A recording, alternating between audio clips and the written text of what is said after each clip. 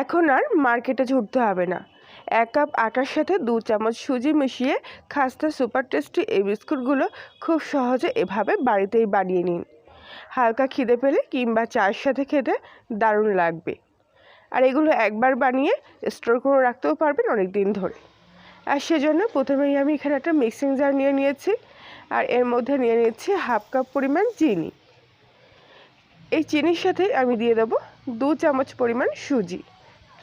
সুজি বিস্কুটের মধ্যে যেমন খাস্তা ভাবটা বেশি নিয়ে আসে, তেমনি বিস্কুটের স্বাদটাও কিন্তু বাড়িয়ে তোলে। একটা এলাচের দানা দিয়ে দেবো। এবার এই 3টি উপকরণ খুব ভালো করে একসঙ্গে গুঁড়ো করে নেব। সুজিটা চিনির সাথে গুঁড়ো করে নেওয়ার ফলে একদম এরকম মিহি মতো হয়ে যায়, আর যার জন্য খুব ভালো করে কিন্তু মিশে যায় বিস্কুটের মধ্যে। সুজির যে দানা ভাবটা সেটা অতটাও কিন্তু বোঝা যায় না। তো এবারে অন্য একটা প্লেটের মধ্যে আমি কিছুটা শুকনো আটার গুঁড়ো আগে থেকে এইভাবে ছড়িয়ে নিচ্ছি। এটা পরে কাজে লাগবে। কোনো রকম তেল বা ঘি ব্রাশ করার দরকার নেই। শুকনো আটার গুঁড়ো এভাবে হালকা করে একটু ছড়িয়ে নিলেই হয়ে যাবে। এবারে আমি এখানে নিয়ে নিয়েছি 1 কাপ পরিমাণ আটা। গমের যে লাল আটা সেই আটাই আমি এখানে নিয়েছি। তবে আটাটা প্রথমে চালনির মধ্যে নিয়ে খুব ভালো করে চেলে নেব। যদি আপনারা মনে করেন এখানে ময়দা কিংবা অন্য কোনো ব্র্যান্ডের আটা ব্যবহার করবেন তাহলে সেটাও করতে পারেন। সমস্ত আটাটা আমি এখানে খুব ভালো করে এভাবে চেলে নিয়েছি। এবার আগে থেকে গুঁড়ো করা সুজি চিনিটাও কিন্তু এর সাথে একেবারে চেলে নেব। আর এর মধ্যে একেবারে 1 চুটকি মতো বেকিং সোডা আর সামান্য একটুখানি বেকিং পাউডার দিয়ে দেবো। বেকিং পাউডারের পরিমাণটা কিন্তু একদম সামান্য দিতে হবে, মানে ওই মোটামুটি ধরুন 2 চুটকি মতো। এবার এগুলো সব একসঙ্গে ভালো করে চেলে নিচ্ছি চালনির মধ্যে নিয়ে। এবার 1 চুটকি মতো লবণ এর মধ্যে দিয়ে দেব। বিস্কুটের মধ্যে লবণ না দিলে কিন্তু স্বাদটা ভালো আসে না। এবারে শুকনো উপকরণগুলো খুব ভালো করে একসাথে এখানে মিশিয়ে নিচ্ছি। এই অবস্থায় এর মধ্যে দিয়ে দেব ঘি। এখানে আমি 4 চামচ মতো ঘি এর মধ্যে নিয়ে নিচ্ছি। নর্মাল এরকম চামচের 4 চামচ পরিমাণ ঘি দিয়ে দেবো। তবে ঘিয়ের পরিবর্তে এখানে আপনারা সাদা তেলও ব্যবহার করতে পারেন। ঘি দিলে পরে ঘিয়ের ভাগটা কম লাগে, আর তেল দিলে পরে তেলটা কিন্তু আর একটু বেশি লাগবে। যেহেতু ঘিটা মোটা তাই 4 চামচে হয়ে যায়, তেল দিলে কিন্তু 5-6 চামচ মতো তো লাগবেই। এবারে খুব ভালো করে ঘিয়ের সাথে এই আটা আর বাকি উপকরণগুলো এইভাবে মিশিয়ে নেব। হাতের মধ্যে নিয়ে ভালো করে এইভাবে পিষে মিশাতে হবে, যাতে ঘিটা খুব ভালো করে এর সাথে মিশে যায়। হ্যাঁ, এমনিতেই সম্পূর্ণ ঘিটা এর সাথে মিশে গেলে দেখবেন এরকম কিন্তু এক জায়গায় হয়ে আসছে হাতের মুঠোর মধ্যে আটাটা। সুজির জিনিস এমনিতেই খুব খাস্তা হয়, তাই সামান্য একটু ঘি দিলেই হয়ে যায়। এই বাঁধনটা খুব একটা বেশি টাইট হওয়ার দরকার নেই, এমনি হালকা একটা বাঁধন আসলেই হয়ে যাবে। এবারে সামান্য জল দিয়ে খুব ভালো করে আটাটা মেখে নেব। এখানে আমি সাধারণ নর্মাল টেম্পারেচারের জল দিয়েই আটাটা মাখছি। তবে আপনারা চাইলে আটার পরিবর্তে লিকুইড যে দুধ আছে সেই দুধ দিয়েও আটাটা মাখতে পারেন। আস্তে আস্তে অল্প করে জল দেবো, আর এইভাবে একটু শক্ত করে আটার ডোটা এখানে মেখে নিচ্ছি। আর এমনিতেও একটুখানি জল দেওয়ার পরেই দেখতে পারবেন চিনি থেকে কিন্তু এক্সট্রা যে জলটা সেটা ছাড়তে শুরু করেছে। তাই জলটা দেওয়ার সময় খুব বুঝে শুনে দিতে হবে, যাতে এরকম একটু শক্ত হয় আটার ডোটা।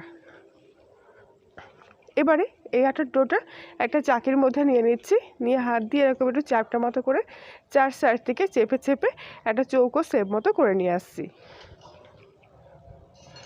এবার ওপর থেকে বেলুন দিয়ে বেলে নেব, যাতে এটা একটু পাতলা হয়ে যায়।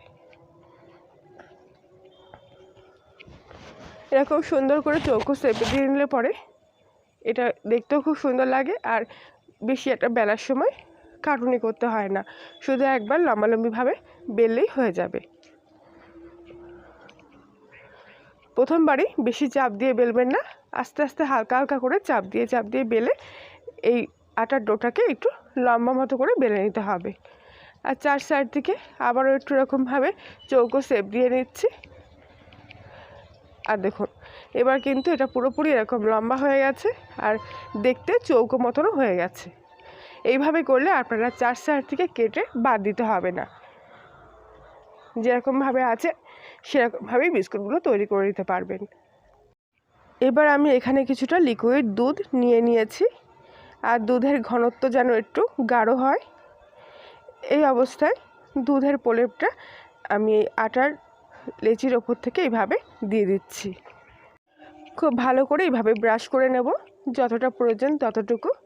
এইভাবে করলে পরে বিস্কুটের কালারটা কিন্তু খুব সুন্দর আসে ওপর থেকে। এছাড়াও আপনারা দুধের পরিবর্তে ডিমের যে কুসুমটা সেটাও কিন্তু একটু ফেটিয়ে নিয়ে তারপরে ওপর থেকে এইভাবে প্রলেপ দিতে পারেন, তাতেও কালারটা খুব সুন্দর আসবে। এবার আমি এখানে কিছুটা আগে থেকে হালকা রোস্ট করে রাখা চিনে বাদামের কুচি নিয়েছি। বাদামগুলো ওপর থেকে এইভাবে ছড়িয়ে দিচ্ছি। এই বাদামের স্বাদটা বিস্কুটটাকে আরও টেস্টি করে তুলবে। আপনারা চাইলে মাখার সময় বাদামটা ব্যবহার করতে পারেন, তবে এইভাবে ওপর থেকে দিলে পরে দেখতেও বেশি ভালো লাগে। সেজন্য আমি ওপর থেকে বাদামের কুচিগুলো এইভাবে ছড়িয়ে দিচ্ছি আর তারপরে কিছুটা সাদা তেল আরও ওপর থেকে এইভাবে দিয়ে দিলাম। দিয়ে আবারও বেলুন দিয়ে হালকা করে একটু চেপে নিয়ে বেলে নেওয়ার পর এর থেকে এরকম লম্বা লম্বা স্লাইস করে বিস্কুটগুলো এখান থেকে কেটে নিয়েছি। এখান থেকে একটা স্লাইস আমি তুলে নিয়ে দেখাচ্ছি, দেখুন কত সুন্দর হয়েছে। এবারে আগে থেকে যে বিস্কুটের প্লেটটা আমি রেডি করে রেখেছিলাম তার মধ্যে এক এক করে একটু ফাঁকা ফাঁকা রেখে বিস্কুটগুলো সাজিয়ে দেব। আশা করছি আজকের রেসিপিটি সম্পূর্ণ দেখার পর আপনাদের ভালো লেগে থাকবে। ভালো লাগলে প্লিজ লাইক শেয়ার কমেন্ট করে জানাবেন। যে দু সাইড দিয়ে কাটা অংশগুলো ছিল সেগুলো আমি একেবারে এখানে তৈরি করে নেব, বেকার ওগুলো আর বাদ দিচ্ছি না।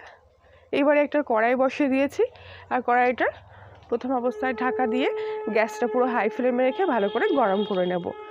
কড়াইটা 5 মিনিট মতো ভালোভাবে গরম হয়ে গেলে এবার বিস্কুটের থালাটা ওপর থেকে এভাবে বসিয়ে দেব আর তারপর ঢাকা দিয়ে আবারও গ্যাসের ফ্লেমটা একদম সিম আঁচে রেখে ঠিক 30 মিনিট মতো এই বিস্কুটগুলো এখানে আমি বেক করে নেব।